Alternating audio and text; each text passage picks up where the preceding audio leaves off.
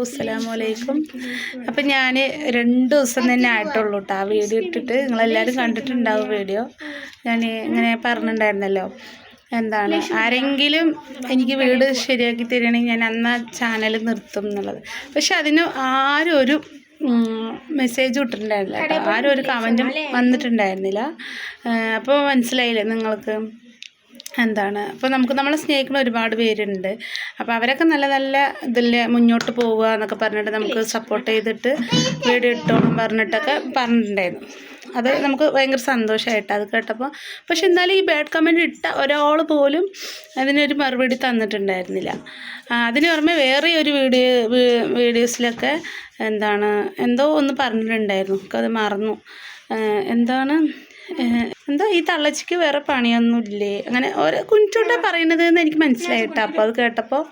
അപ്പോൾ എന്തായാലും എല്ലാവർക്കും എന്താ പറയുക, അപ്പോൾ നമ്മൾ ഒരു സിനിമയിൽ പറഞ്ഞ പോലെ, ഏതൊരു സിനിമയിൽ പറഞ്ഞ പോലെ കുറച്ചുള്ളതാ തെരിയും വഴി സൊല്ല തെരിയാത് എന്ന് പറഞ്ഞ പോലെ ഡയലോഗ് പറയും. അപ്പോൾ എനിക്ക് ആ ഡയലോഗ് ഓർമ്മ വന്നത് കേട്ടോ.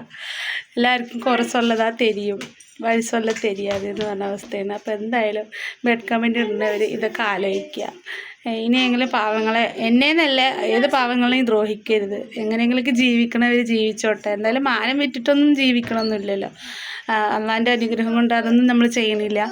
അപ്പോൾ എന്തായാലും നമ്മുടെ നല്ല നല്ല വീഡിയോസൊക്കെ ആയിട്ട് മുന്നോട്ട് പോകുന്നതായിരിക്കും. അപ്പം ഞാൻ ആ വീഡിയോ ഇട്ടിട്ട് ആരും ഒരു റിപ്ലൈ തന്നില്ല കേട്ടോ. ബാഡ് കമൻറ്റ് ഇട്ടവർ ആരും ഒന്നും പറഞ്ഞില്ല. അതുകൊണ്ടാണ് ഞാൻ അങ്ങനെ ഒരു ചെറിയൊരു വീഡിയോ ആയിട്ട് വന്നത്. അപ്പോൾ കുറച്ചൊല്ലതാ തെരിയും വഴിസൊല്ല തെരിയാതെ പറഞ്ഞ പോലെ എനിക്ക് ആ ഡയലോഗ് കേട്ടോ ഓർമ്മ വന്നത്.